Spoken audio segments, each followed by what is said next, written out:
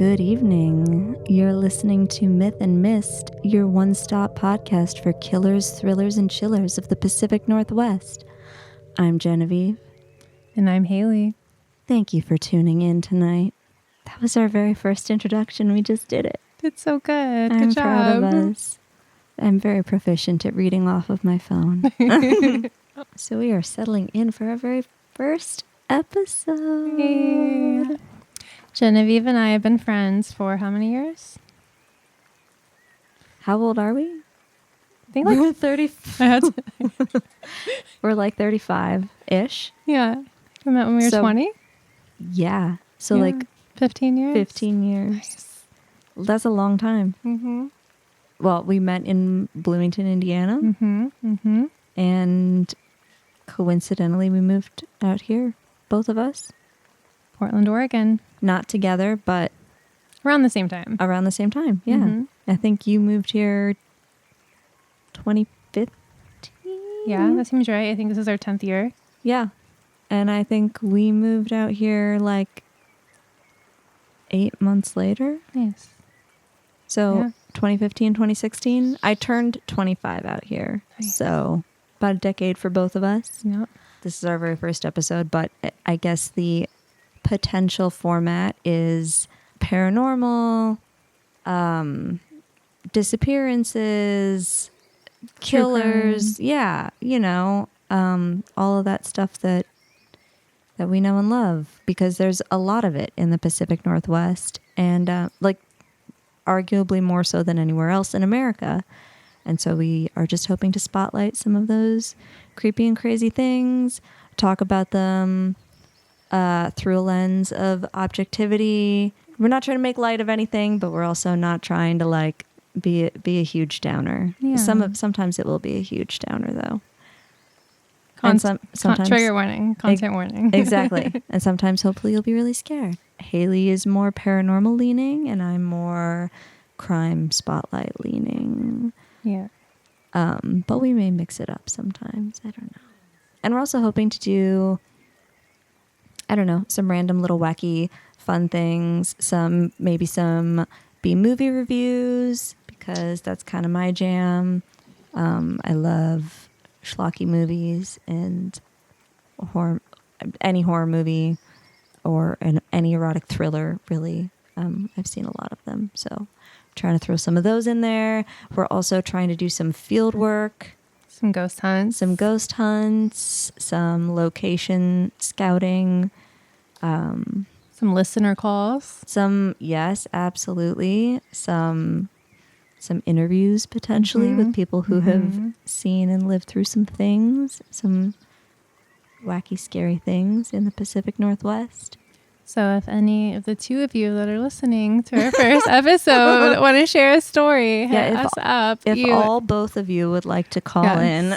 You know our number. Yes, you do. We would love to hear from you. Today's stories are going to be about Clackamas County, specifically Estacada. Have you ever been to Estacada? I have driven through Estacada to find a place to camp. Okay. But I've never spent prolonged time in Sure. Estacada. I've Sure. never hung out in Estacada. I do know that it got pretty ravaged by the fires a few years ago, but I don't really know that much about Sure. what's going on in Estacada. I don't know that much. What about Oregon City? I love Oregon City. It's a really cute little town. Actually, I would live in Oregon City. It has a really cool, old, scary movie town feel, vibe yeah. to me. Mm-hmm. It also has one of my all-time favorite thrift stores or vintage stores. I don't know. Do you know what it's called? I don't remember the exact proper title, but I know that it is called Coin and Collectible. Okay. It's awesome. Noted. Incredible. The best place to go rummage. It's huge. Everything is very affordable.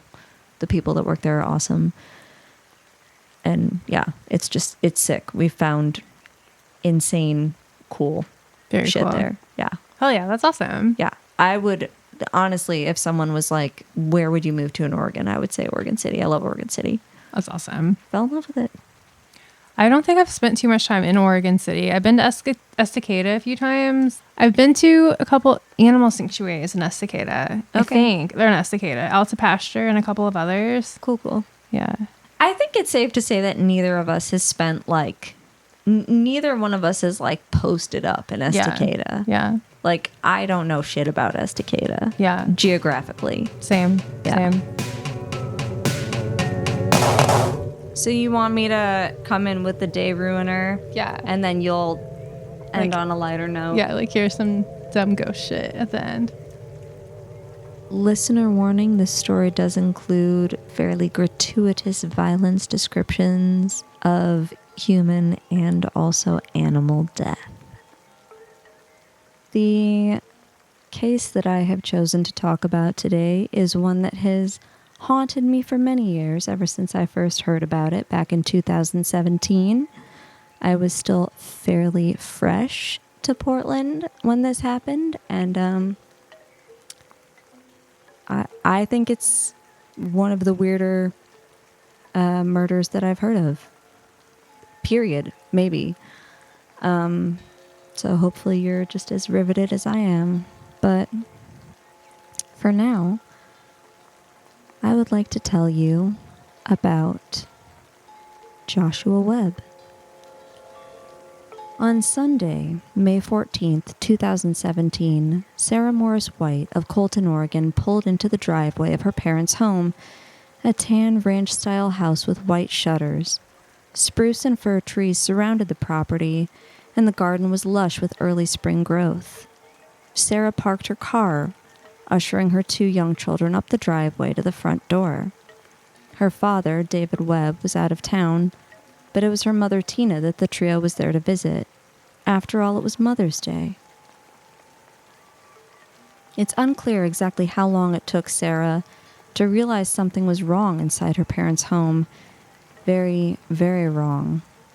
Perhaps she knocked and got no answer, only to try the door and find it unlocked.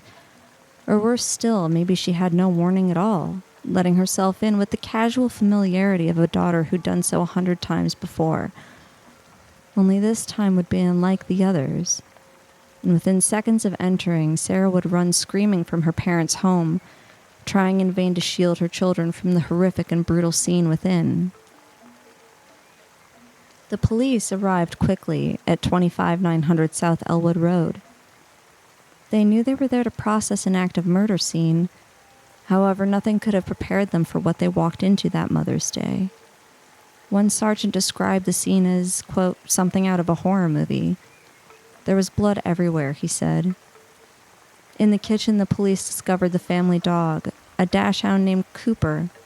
The poor creature had been stabbed to death. His small, prone form was laid on the counter, covered in bloody puncture wounds. Next to Cooper's lifeless body was a long, curved wood saw, it too absolutely covered with blood. Investigators continued through the house, making their way to Webb's home office. It was there that they would make the most gruesome discovery of all. Sprawled face down on the blood-soaked carpet lay the mangled body of 59-year-old Tina Webb. The murder weapon was identified on the scene as a large ceramic sculpture of the character the Hulk's iconic massive fist. Mrs. Webb had been bludgeoned to death, but she had also been stabbed, her body mutilated. And as if the brutality of her slaying wasn't disturbing enough, the final and perhaps most shocking element was that Tina Webb had been decapitated, and her head was missing. It was inferred that the curved handsaw they'd encountered in the kitchen was likely the tool used in the removal of Mrs. Webb's head, but law enforcement scarcely had time to finish processing the newly acquired evidence before they received another urgent call from dispatch, this time directing them to neighboring Estacada. At approximately 2:15 in the afternoon, a disheveled man entered the Thriftway Harvest Market located at 280 North Broadway Street in Estacada, Oregon, carrying 2 objects. His eyes were glassy as he walked quickly through the store all the way to the back. Drawn like a moth to a flame, he stopped when he reached a cooler of sodas. He carelessly dropped the contents of one of his hands, grabbing an orange crush from the cooler and taking several long pulls from the bottle. Around this time, shoppers and staff alike had become aware of the man's odd behavior, several noticing that his hands and clothing were covered in deep red stains. One employee, a 65-year-old man named Mike Wagner, approached the man, questioning him on just exactly what he was doing. Unfortunately for Mr. Wagner, the other object the stranger was holding was an 8-inch long kitchen knife, and to everyone's horror, he raised it and began to stab him. Mike Wagner suffered more than 5 stab wounds to his back and sides before he and several other employees managed to wrestle the knife from the crazed man. One employee landed several punches to his head and torso, while others ran to the home improvement aisle in search of something they could use to restrain the psychotic stranger. They managed to secure his arms and legs, binding him with duct tape and using their body weight to keep him subdued until police could arrive to make the arrest. In the midst of this chaos, one of the shoppers noticed something on the ground nearby. It was the object the man had let drop as he reached for his precious orange soda. Only that object wasn't exactly an object.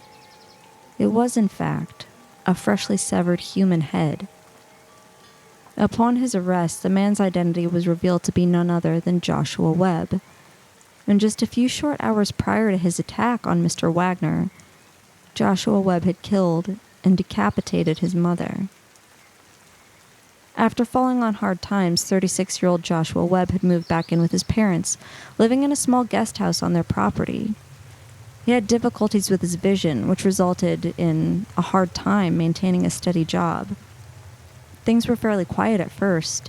Tina and David tried to give their son his space, but maintained a close connection, keeping the pathways of communication open should he need them. His father, David, would later say that Joshua had, quote, suffered from depression. But sadly, his condition was far worse than anyone in his life was aware. His ex-girlfriend, Heather Sudyam, would later say Joshua's grasp on reality was slipping. Just 2 months prior to murdering his mother, Joshua would complain of feeling as though a squid was sucking at the back of his brain. He also became devoutly religious out of nowhere, though it remains unclear which faith exactly he followed. In addition, Joshua began suffering from increasingly paranoid delusions of reference, believing Fox News had a sort of psychic hold on him. He would ramble to Heather about a black box in the garage that contained highly advanced surveillance technology. At several points, he even accused Heather of trying to poison him, insisting that she was, quote, injecting him with an unknown substance. In the days preceding Mother's Day, Joshua seemed to sense that he was on the brink of something big and bad. He was a gun owner and began to feel a strange inclination to use them to commit acts of violence. It was this inclination that caused him to take all of the firearms in his possession to the local police station, stating in no unclear terms that he was afraid to have access to them.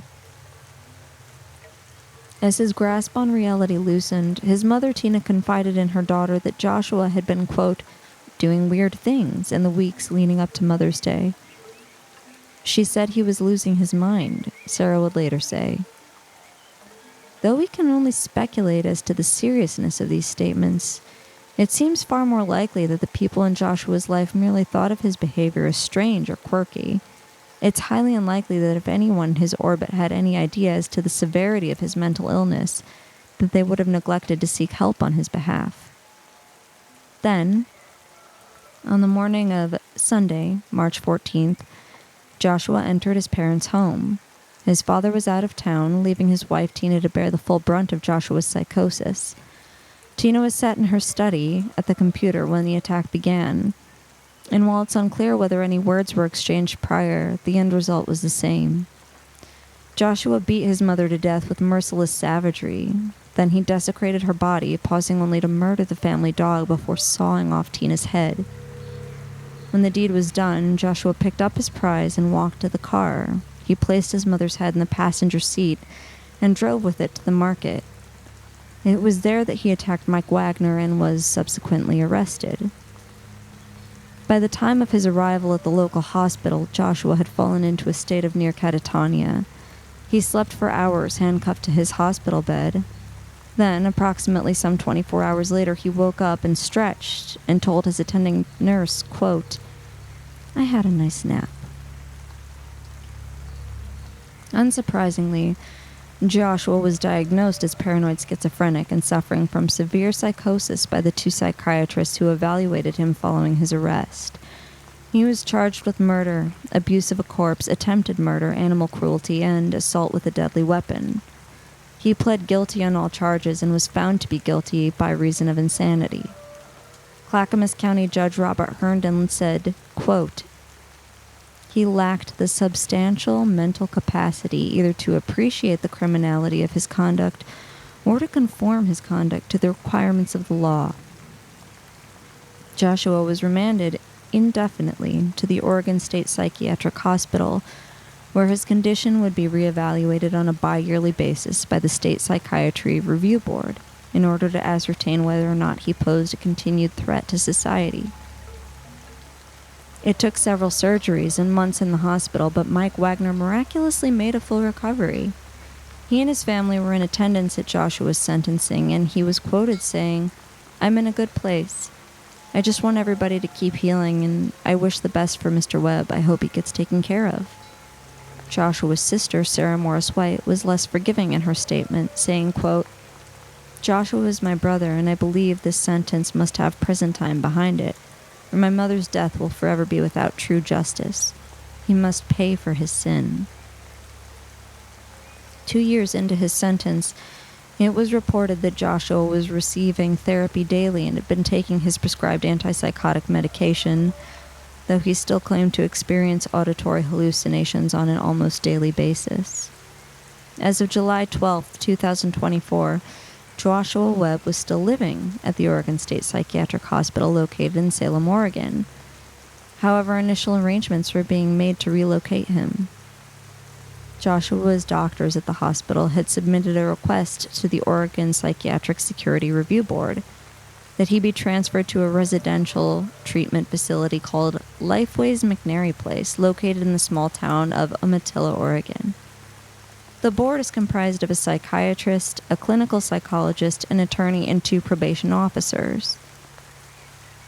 Dr. Carl Mobbs, a forensic psychiatrist who worked extensively with Joshua, advocated on his behalf, asking the board to consider a conditional release of his client.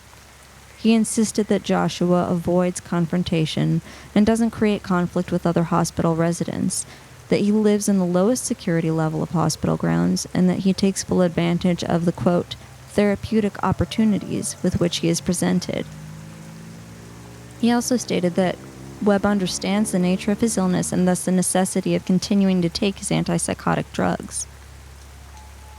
The board cited their reluctance to transfer him largely based on his observed lack of empathy and the excessive and brutal nature of his crimes. And while Dr. Mobbs insisted that he himself had witnessed Webb expressed empathy at taking the life of his mother, he did admit that said empathy was, quote, probably on the lower end of normal. At this time, the board has not yet reached a deliberation, and Joshua Webb remains at the Oregon State Psychiatric Hospital, his fate to be determined. Tina Marie Webb was laid to rest in Mount Holmes Cemetery in Clackamas County, Oregon. She is remembered as a kind and creative person, talented gardener and horticulturist, and a loving wife, mother, and grandmother. And while it's easy for an outsider to see Joshua Webb as nothing more than a psychotic murderer, with his neurosis culminating in one of the most bizarre and brutal crimes in Oregon's recent history, others will remember him differently. They will remember the man he was long before mental illness took root in him, replacing tolerance with paranoia, altruism with violence, and lucidity with psychosis. In an interview with the Oregonian, Webb's lifelong friend Curtis Strandy fought to keep himself composed as he stood outside the courthouse. "He's always been there if you need anything of him," he said. "He'd take the shirt off his back for you. He was a friend. Everything good about humanity he had in him. He loved everyone. It's hard. It's all sad." When a reporter asked Strandy if there was anything else he wanted to add about his best friend, he said a simple and unwavering, I love you, buddy. I miss you. And I wish we could have done something last week.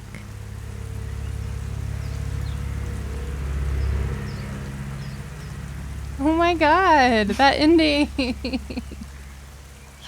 What a friend. Yeah.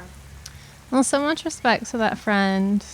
This is a fucked up, sad story. It really is. Yeah. It's a really rough, weird, really rough, weird case. Yeah. Did you hear about this after it happened? Like immediately after it happened when you moved here? So I heard about this case on Mother's Day, the day that it happened, because I was working brunch. Mm-hmm.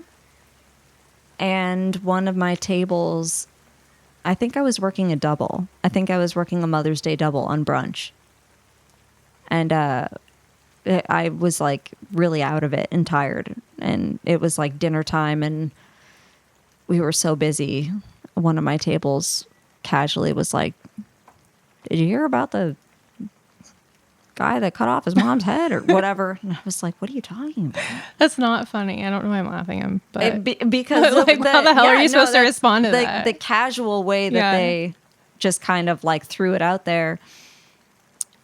And I was like, "No, I've been here all day. I don't know what you're talking about." Oh my God. So I think once I had finished, my day or whatever, my night, my long day, I went home and looked it up, and it didn't have that much, like publicity. Like it's such an insane, it's an insane murder. It's an insane situation, but it wasn't like everywhere, This is my first time hearing about it. Yeah. I didn't hear it when it happened. I've brought up this case to a lot of different people being like, "Do you remember when this happened?" Because Estacada is not that far from Portland. No. It's really not far at all. And I've never run into anybody that was like, "Oh yeah, that was crazy." Damn. Everybody's like, "What?" And I tell them to look it up, and then they do. Yeah, this is a wild story. One of my main feelings from this is not the dog. Why the dog? I know. It was hard. I don't know why it's always harder to hear about animals. Cruelty. Yeah. I mean, animals and kids. Like that's just it's really hard. I mean, it's hard to hear about. Obviously, murder is tragic and horrible in any situation, but when it's kids and animals, man, it just hits different because they're just like so pure. Yeah. So when I actually got a lot of my my like more specific facts from a YouTube video that one of the investigators made, like who was at the crime scene. So that's how I found out that it was like a dachshund, like a little wiener dog. And I was like, "Fuck, man!" And then I did a little bit more research into that, and I was like, "That was his dog." That's so sad. Yeah, like clearly, this person was just very, very sick. Yeah. Important question: Is Orange Crush the drink of a psycho? I think it might be. Follow up. Are Fox News viewers Orange Crush drinkers? Probably. I think there's a big overlap. I think it is likely. I mean, No when was offense, the last Fox time- News viewers. Offense. Take offense. Offense, Fox News viewers. You should be offended by yourselves. When was the last time you saw somebody drink an Orange Crush? Never in my life. Right. I don't know. High school? I don't even remember the last time I saw like Orange Crush as an option for me to choose. I wouldn't have chosen it. I don't process it being an option because I don't think about it. It's just not. That means we're not psychos. This is a good psychology test. I do think that the Orange Crush is definitely demonstrative of some sort of psychosis. Yeah. Do you drink Orange Crush? Are you not a psycho? If so, please call in and let us know. I think that of the citrus sodas, Squirt is like that's like the cutie sweetie drink. Like if you drink a Squirt, you're like, oh, you know. If you drink Orange Crush, you can't see, but I'm like tugging on my collar. That's a bad one. But yeah, I think more so than anything, this is just another really bummer example of someone with undiagnosed psychosis who it got too far. Yeah. Undiagnosed, unmedicated, and the consequences were just awful. Yeah. I didn't include this in my rundown of everything, but apparently another one of the problems that they had with his potential release to a lower security facility was that they, in his search history on the computers, he was like looking up Jeffrey Dahmer videos. Oh.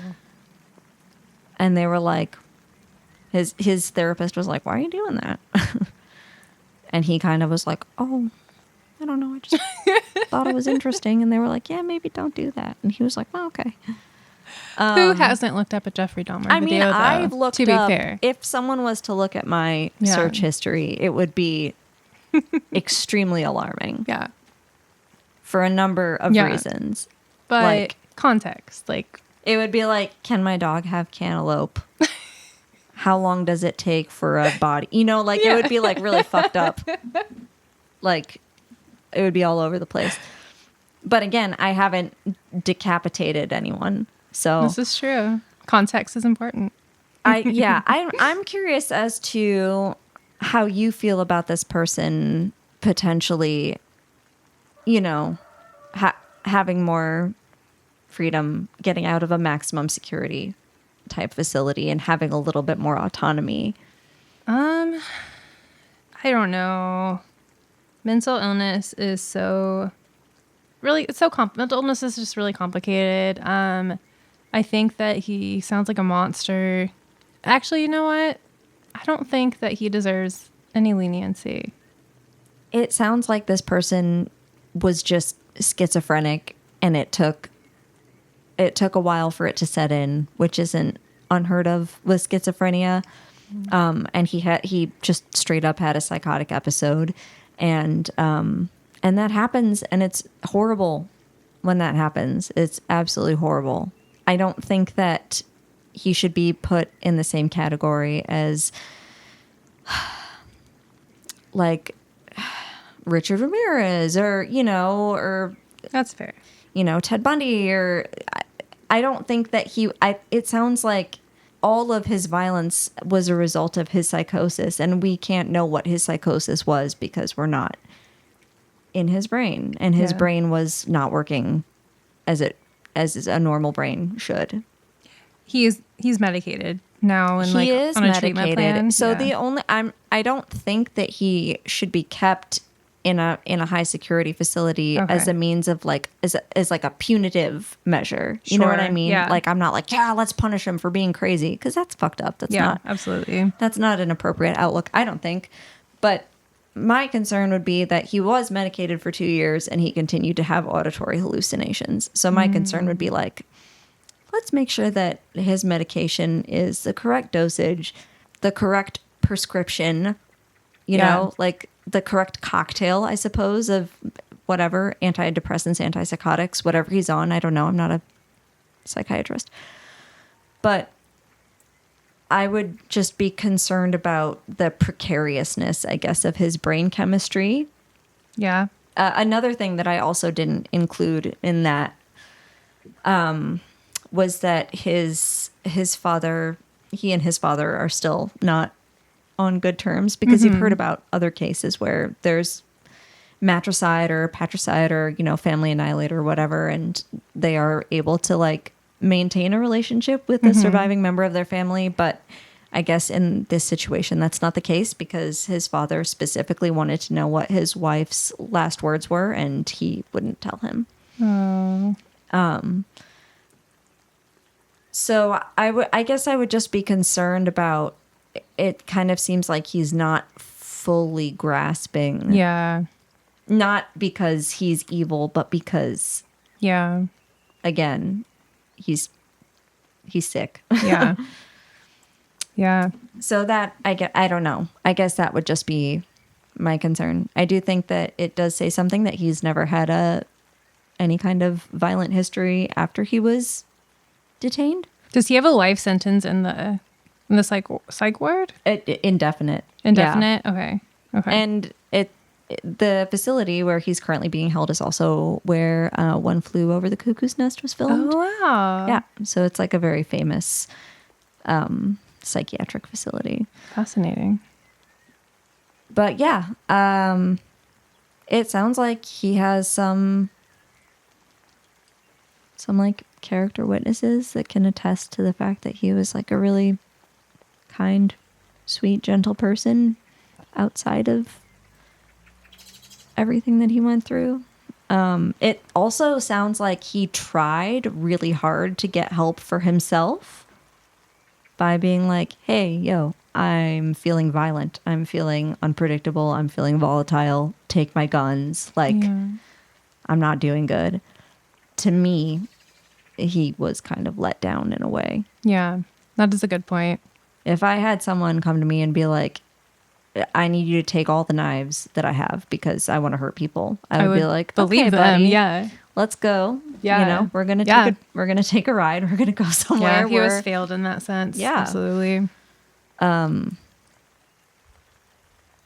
don't know.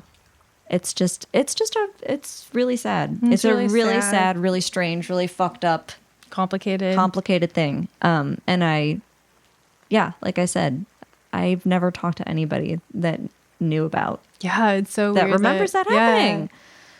Yeah. So I kind of wanted to spotlight it because I do think that it is really important to when someone says that they're feeling violent or that they're not doing well or that they need help, to take those comments seriously. It's better to be an alarmist than to underplay it. Absolutely. But yeah, wish Joshua Webb the best. I hope that he is continuing to get the help that he needs. I feel horrible for his family that had to go through that nightmare. His poor doggy, his mom. Rest in peace, doggy. Do we know the dog's name? Cooper.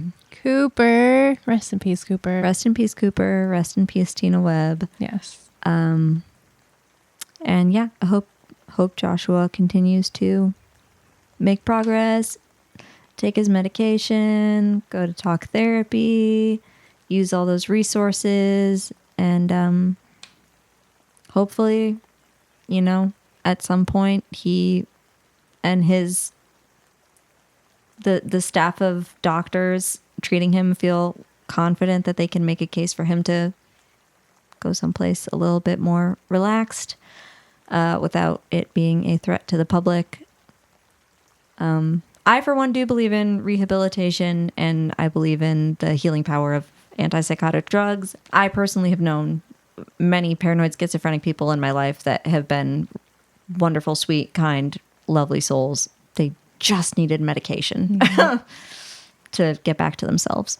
So these are great points. Yeah. But also, to surmise, if you drink Orange Crush, you are probably psychotic. Don't mix your psych meds with Orange Crush. That one I will not get past. We wish you all, though, Joshua Webb. Joshua Webb. Yes, we do. Absolutely.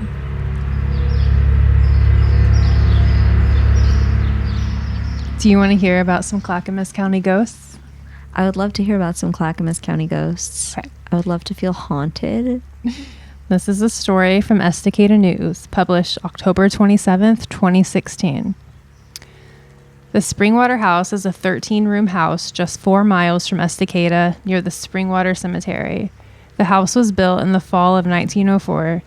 It was purchased and renovated by the family of a guy named Thomas several decades later. Thomas lived there with his parents and 2 sisters. He was quoted as saying, "I'm not sure what kind of supernatural spirit it was, but there was definitely something there." Much of the activity was centered in his sister Susan's bedroom. Because of this, she often refused to sleep there. Thomas remembered one incident where he had friends sleeping in his bedroom, so he slept in his sister's room. He had been sitting in the bed reading the Bible when he heard a voice say, "Give me the Bible." He refused because he was reading it. Then the voice shouted, Sorry, this makes me laugh. "If you don't give me that Bible, I'll pull the hair from your arm."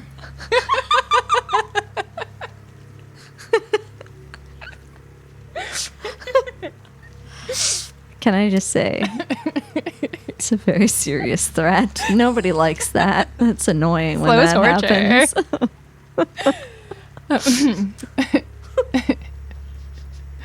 He opened his eyes and saw a flash of something as it exited the room. Thomas also said he interacted with the spirit during several astral projections in his youth. During one of these times, he said he saw the light and heard a voice. It wasn't pure light, he said. It was cream-colored. The voice said, "Come with me, I am the Lord." But it didn't seem right. I freaked out and started praying until it went away. In another astral projection experience, Thomas saw a black cat locked in a cage in the middle of the room. It had evil eyes, he recalled. It's like they were saying, "If I could get you, I would." Typical black cat behavior. It was the last astral projection Thomas ever experienced. The surrounding community wasn't particularly surprised about these strange occurrences. A previous resident stated that someone had committed suicide in the house between 1920 and 1930. Most people already knew, Thomas recalled. People would tell us that we bought the haunted house. One time, Thomas's father told visiting Jehovah's Witnesses about what was going on. After they consulted with their minister, as they do, they told him a demon possessed the house. When the article was published in 2016, Thomas said he still believed that the house is haunted. "I still have dreams that I live there," he said. "It's such a neat house."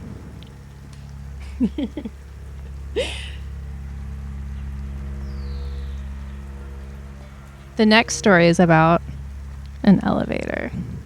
Oh, God. Oregon City is home to a uniquely designed municipal. Why can't I say that word? Municipal. I've said it too many times. No, You're adding an N. Municipal. It doesn't work in my mouth. Okay. Municipal. Oregon City is home to a uniquely designed elevator with an observation deck said to resemble a flying saucer. It was built in 1955 to replace an old elevator. It is 130 feet tall, the only outdoor elevator in the United States, and only one of 4 built in the world. It is said that a little red-headed boy haunts the area. At sundown, you may hear the boy's mother calling him to dinner. Locals are unsure of the identity of the boy. Some speculate that the ghost is of a child who was run over by his mother in their family driveway in 1938. It is said that on particularly wet and dreary nights, you can hear the ghostly redhead shriek in terror. Local paranormal investigator Rocky Smith has been researching the little boy in hopes of identifying him. His theory is that the red-headed boy is one of the few children who died as a result of drinking contaminated water.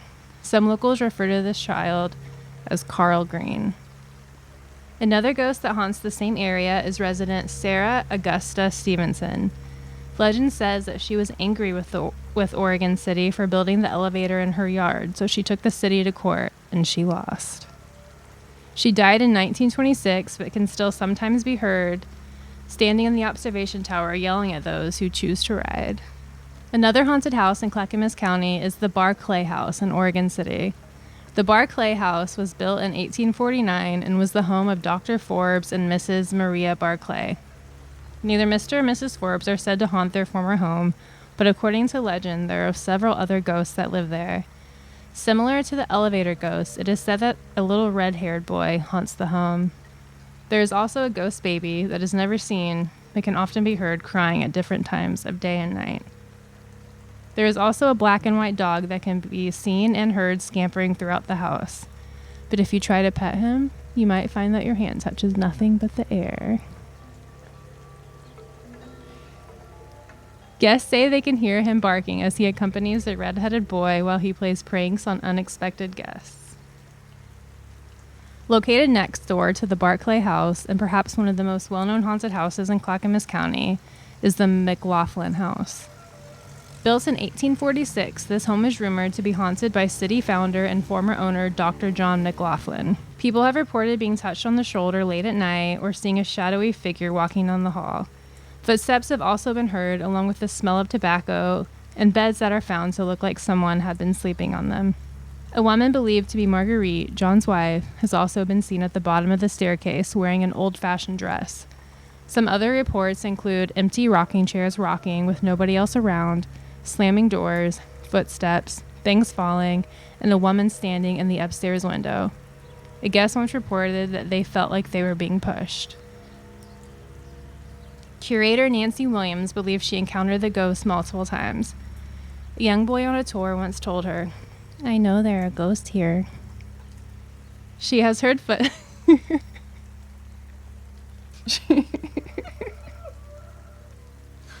really like that voice. She has heard footsteps and seen shadows of a tall man walking around the house, hunching down through doorways that she believes to be John. John was said to be over 6 feet tall. Today, these homes serve as a gift shop and offices of the National Park Service and McLaughlin Memorial Association. They are both located in Oregon City and open to visitors. Local paranormal investigator Rocky Smith also leads haunted Oregon City ghost tours that explore these and other haunted places in Oregon City.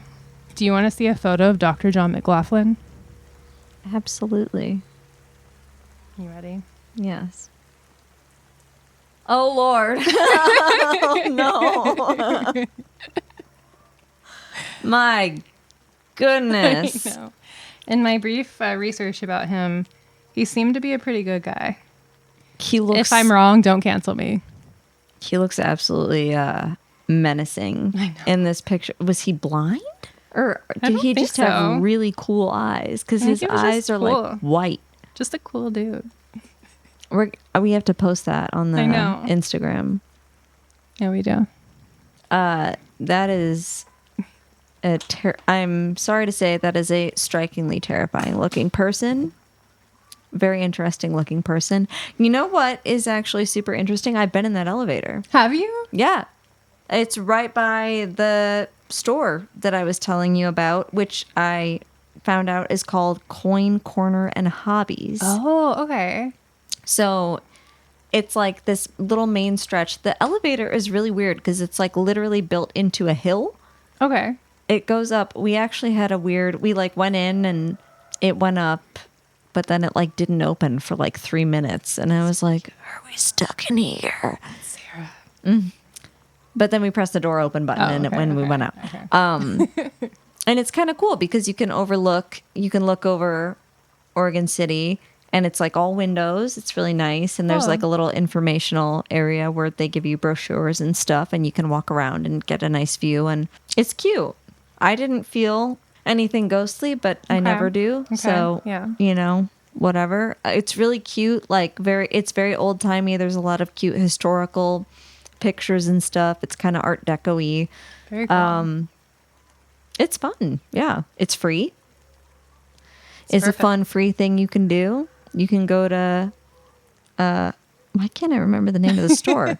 I love the store. I can't remember the name of the store. You can go to Coin Corner and Hobbies and then you can ride the elevator. See what's up to Sarah. Yeah. You can go buy some cool like old school Casper plushes Mm. And then you can go ride the elevator. I have to say that I'm on Sarah's side about this. She's pissed that the city fucked her I over. would be pissed too. Yeah. Yeah. Finally become a homeowner? Jesus, a homeowner? You finally become a homeowner and then someone builds an elevator, a weird thing in your backyard. Yeah. I would be annoyed. Mm-hmm. I would not be okay with that. Sarah, Team I think Sarah. you're spot on. I'm curious as to why there are so many redheaded children haunting this area. I do not trust redheads myself. I think they're psychos. Mm-hmm. They drink Orange Crush, probably. They probably would drink Orange Crush because it would match their hair. If you are a redhead that drinks Orange Crush, call in. I'm curious. Yeah, I would be curious to hear what you have to say. If you are a redhead that doesn't drink Orange Crush, call in. And tell us why you don't drink the soda, the only soda that matches your hair. Make a case as to why you are not a psycho. I'm genuinely curious. I think it's funny that he said that the light was cream colored. Yeah. As opposed It's to... very specific. Yeah. It's like a warmer white versus a cooler white. I liked his astral projections and how tame they were. Very. I just saw a cat. The cat was like, if I could get you, I would. What black cat has not said that to somebody, though? I mean, I think that's kind of just a black cat's MO. I think any cat, if it was like as big as you, would kill you. Oh, absolutely. I'm sorry if you like cats. That's my genuine opinion. I think cat owners understand and they feel the same. You have to know that your cat would kill you if it was big enough. Dogs, on the other hand, if they were bigger, they'd just be the same. They'd just be giant. They'd just need more food and they'd poop more. I think the bigger the dog, the dopier Probably. the personality. I mean, that's kind of how it is already, right? Yeah. Like, yeah, if your cat was the size of a wolf, it would fucking kill you. If your dog was the size of Clifford the Big Red Dog, it would just take a huge shit and it would bankrupt you because you'd have to pay thousands of dollars every month in dog food. No. But you know what I mean? I'm just saying, cats, I don't trust them. I don't trust them either. Thank you. Okay. We don't like cats on this podcast. I actually do like cats. I just don't like them as much as dogs. Yeah. Neither of us do. More of a dog person, but I do respect a cat. You have to respect the cat, because if you don't respect the cat will fuck you up.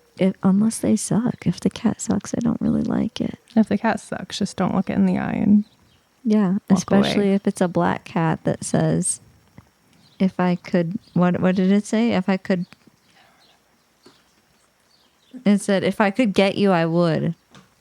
Honestly, if any animal looks at you and says that, probably back away. I think the moral of this first episode is that you should absolutely go to Oregon City. Agreed. Maybe stay away from Estacada. Maybe stay away from Estacada. I don't know, though. I feel like there's probably some really cool shit in Estacada. You're right. Just don't drink Orange Crush. Don't drink Orange Crush in Estacada is the moral of this story. Don't drink it.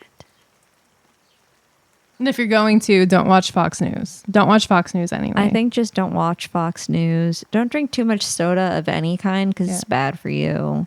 And dogs are better than cats. And redheads will haunt you. Yes. I've learned a lot. Same. I mean, I kind of already knew these things going into the episode, but I feel very validated. Yeah. So I think that we are going to try to release we're going to try to release 3 episodes in October. Absolutely. That is currently the end of September. What are you the most excited about in Halloween season? Or what are you looking forward to the most about Halloween season? I'm going to drop a bomb on this. I am the most excited about Halloween day, Halloween proper, because I'm getting married. Shut the fuck up. Oh my God. Congratulations, really? Yep. Oh my God. That's so exciting. Yes. Wow. So I'm excited Yay. about that. Oh man, that's so exciting. Yep. I'm excited to marry my best friend on Halloween. Oh, that's what I'm looking forward to the most now too. That's so awesome. Okay, I love that's like the perfect anniversary. Oh damn, that's so great. Yeah. Aww. That is my biggest.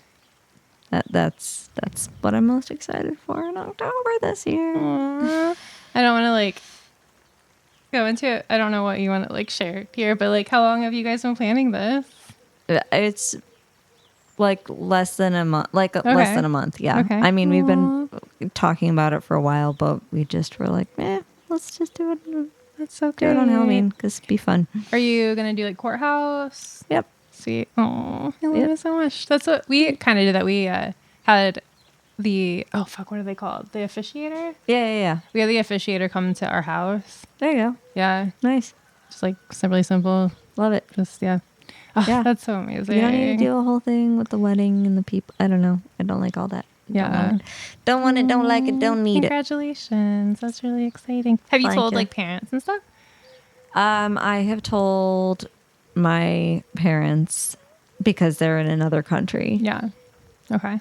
and I don't think he's told his parents yet. Well, you heard it here first. You heard it here first, folks. Yep. But aside from that, I'm also very excited for some cemetery walks. Yeah. I'm very excited for some haunted drive-in experiences, some movies at the Hollywood Theater, and some trips to Goodwill to look for weird Halloween things because they're kind of killing it this year. We started early this year. We've already found some really cool stuff. Hell yeah. But yeah, I would like more trips. I also still don't know what I'm going to be for Halloween. You still got a little bit of time. For the first time ever, Yeah, I don't have a planned Do you costume. usually like have an idea ahead of time? I usually plan it out. I have no idea. I just know that I want to be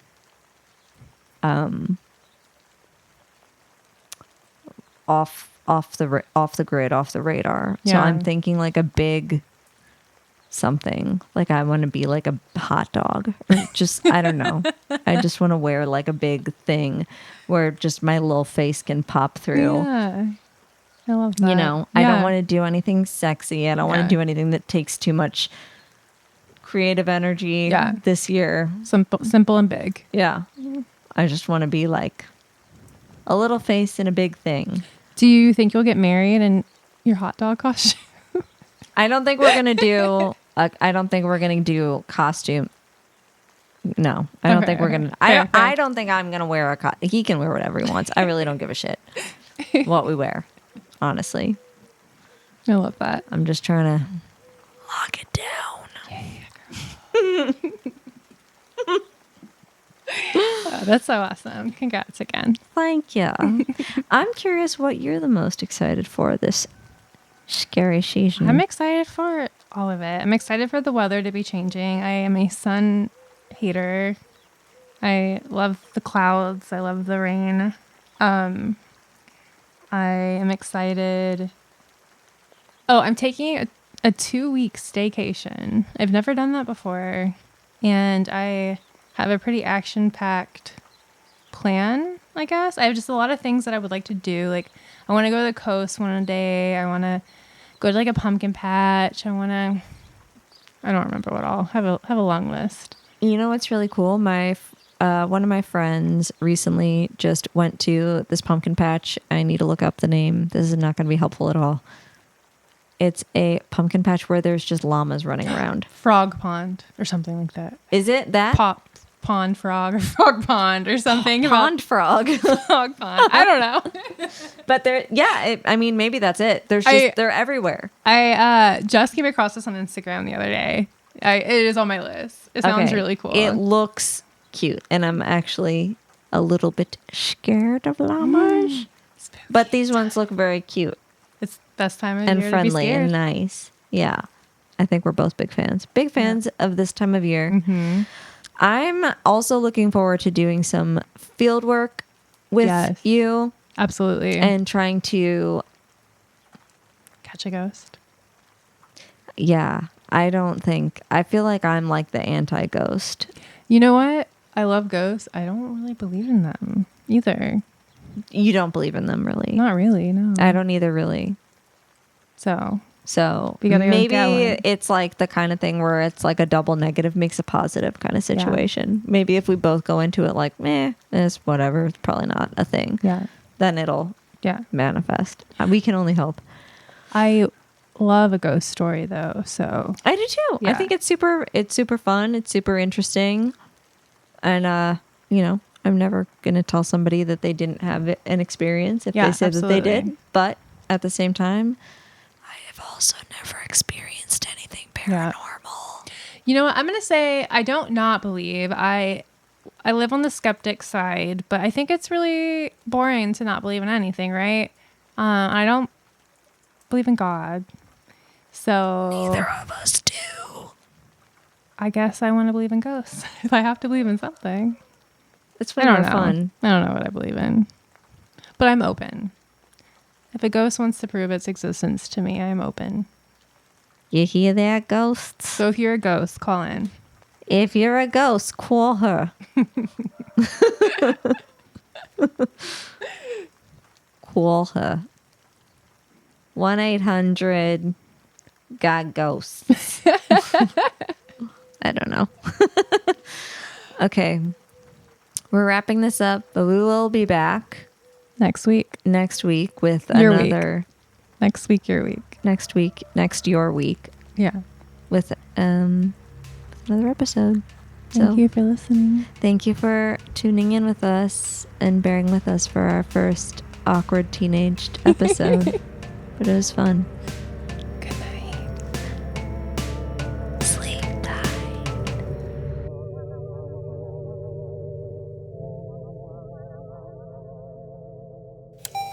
This episode edited by 88.8.